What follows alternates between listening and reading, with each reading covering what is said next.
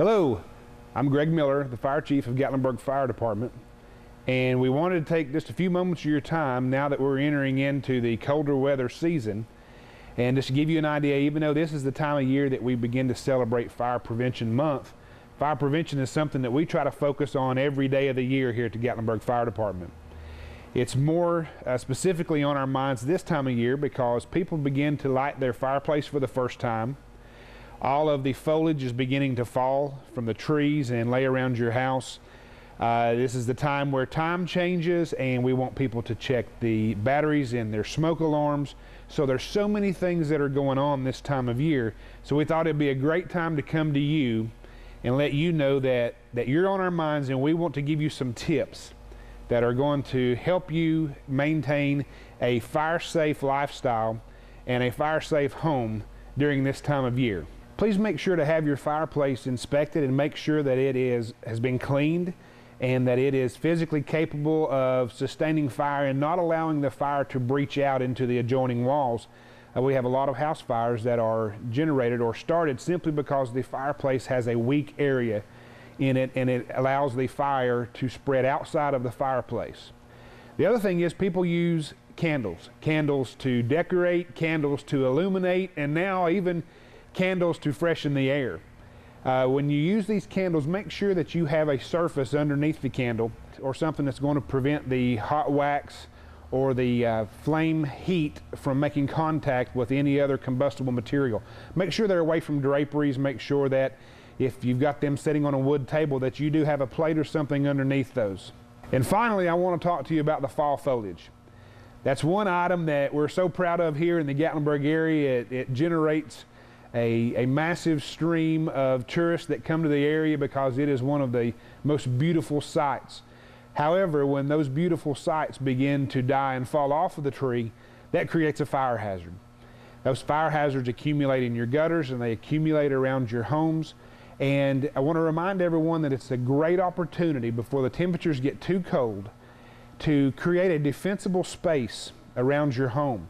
If you could create a 15 to 20 foot barrier around your home where there are no leaves, the gutters have been cleaned, etc., that is going to help save your property, because even if there's a wildfire 1 mile away or a house fire somewhere else in your neighborhood, the embers get picked up by the wind and travel for a pretty good distance. And all it takes is them to be able to land in your guttering or land in the pile of leaves around your home to ignite your property as well.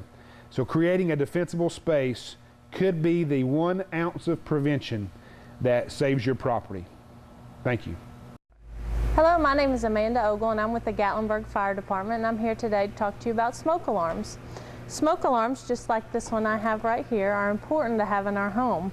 This smoke alarm has a large nose because our smoke alarms are always smelling for smoke. Smoke alarms are our first alert, our system in case of a fire that alert us. They're our early warning system, so if there is a fire, we can get out in time. We should have smoke alarms on every level of our home, inside every bedroom, and outside in the hallway leading to each bedroom. Smoke alarms should be tested once a month by pressing the button on the side, just like this. That sound lets us know that our smoke alarms are working properly. Today, however, there are many different types of smoke alarms. This one right here I've obviously decorated, but it is our basic ionization type smoke alarm.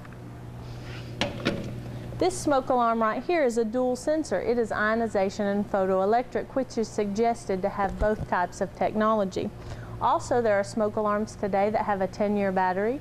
There are smoke alarms that are hardwired into our home's electricity, but they also have battery backups. So all these smoke alarms should be tested at least once a month to make sure they are working properly.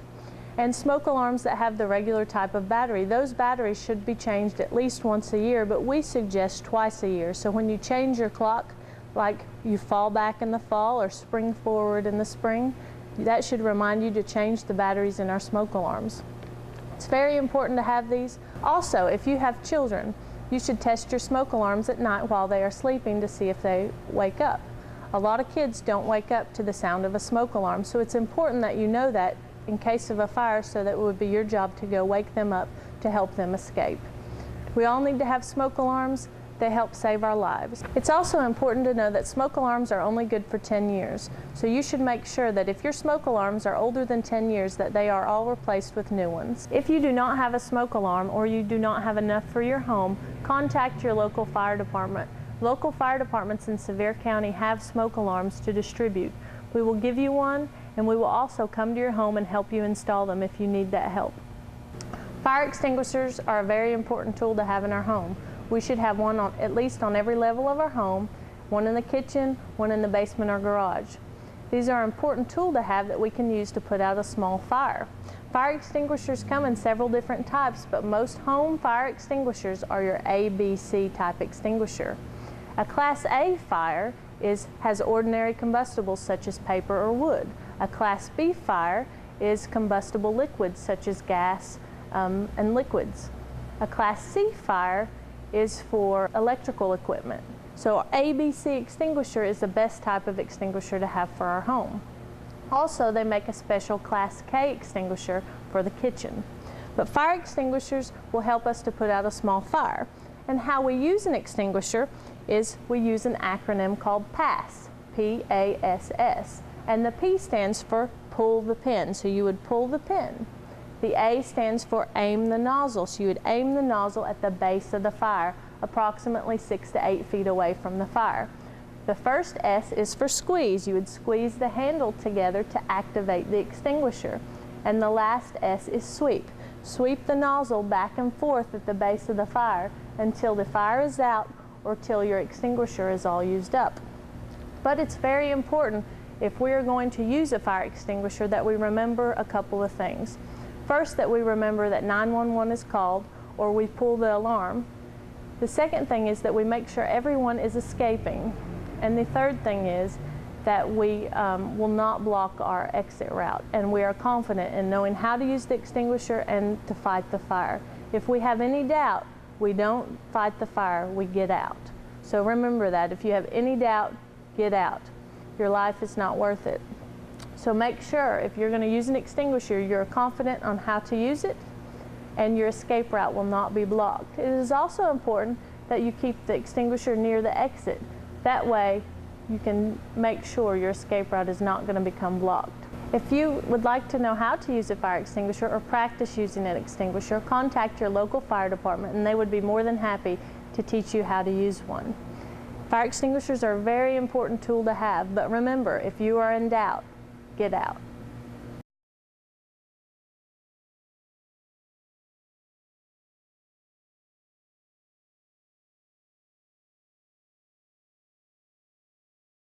What would you do if your smoke alarm sounds? Get out, right? But do you have a plan? It's very important that everybody has a home escape plan so you know what to do in the event of a fire in your home. I have right here a home escape plan, or EDITH, exit drills in the home. It's very important we all have one, and it's a basic concept. You just draw the outline of your home. I've drawn the walls, the windows, then each room, bedrooms, living room, kitchen, and out of each room you should have at least 2 exits. You can see these arrows for the 2 ways out of every room. Also, I have put my smoke alarms in. It's important that everyone in your home knows what to do in case of a fire, and they know at least 2 ways out of every room. With our escape plan, once we get outside, we need to go to our designated meeting place where everyone in the house goes. We need to make sure that we call 911 so the fire department is on the way, and we need to make sure we never go back inside a burning building. Most people that go back inside never make it back out alive. Especially children need to know what to do. Fires are fast, they're dark, they're loud, and they're scary, and that is not the time to try and figure out what to do.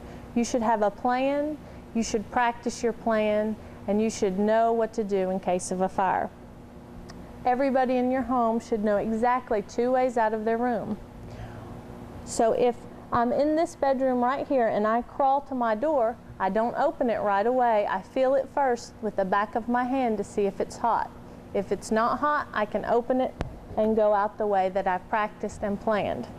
But if I crawl to my bedroom door, feel it with the back of my hand, and it is hot, I would have to go out my second way, which would be a window. So I'd crawl out my window and then go to my meeting place. But what if my window is on the second or third floor? It's too high. Well, everyone needs to have, if their window's on the second or third floor, they need a home escape ladder. And right here is a good example of a home escape ladder. You would have this by the window in your room, so in case your first exit is blocked, you could put this out of the window and climb down it to safety. These are available at places like Lowe's and Home Depot for approximately $30. It's very important to have this in case your first way is blocked if your window's on the second or third floor. If you do not have a home escape ladder, something that you could do is, if you have a phone in your room, call 911 and tell them you're trapped. Go to that window, wave something out the window, a flashlight, a t-shirt, do anything you can to get attention. It's important that you get attention so when the fire department gets there, we know to come and rescue you. But the most important thing that you can have is a plan. If you need a home escape ladder, and that you practice and know what to do in case of a fire. Also, when the fire department is on the way, we need to make sure that we can find your house. It is important that you have your mailbox or your house clearly marked with your house number with at least 3-inch reflective numbers. Many times houses are not marked clearly, and that delays the fire department's response. So make sure that we can find you properly. Matches and lighters are important tools for adults, but they are something that children should never touch or play with. As an adult, if you see these lying around, you need to put them up in a safe place so a child does not have the opportunity to get them and play with them. This looks like a large match, but it is actually a lighter. Today they are doing something that is very dangerous. They are making lighters that do not look like lighters. They even have lighters that look like little matchbox cars that roll, little teddy bears, penguins, little Barbie doll purses, all sorts of things that to a child are toys, but they are actually lighters. Make sure your children do not get a hold of any of these. And also remember, if you have matches or lighters, put them up in a safe place. What I have here is an electrical plug. If I had this plugged into your typical socket with 3 things plugged in all these outlets and another one plugged in, this electrical outlet could be overloaded. Many fires today start from overloaded electrical outlets. If your outlet has 2 plugs, typically you should only plug 2 things in. We need to be careful today about overloading our outlets that could cause a fire. Also, everything today we have just about uses electricity, so we have a lot of cords running through our homes. Sometimes, unfortunately, these run under carpets or rugs or furniture, which should never happen, and they can get broken. As you see here, this wire is frayed and the wires are exposed.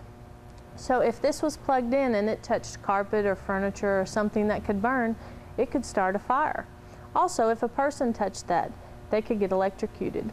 So make sure you check all your plugs and cords. And if your cord is broken or frayed, make sure it is replaced before it causes damage. Never leave candles unattended in a room. If you're going to leave a room, remember, blow out the candles. When you go out, blow out.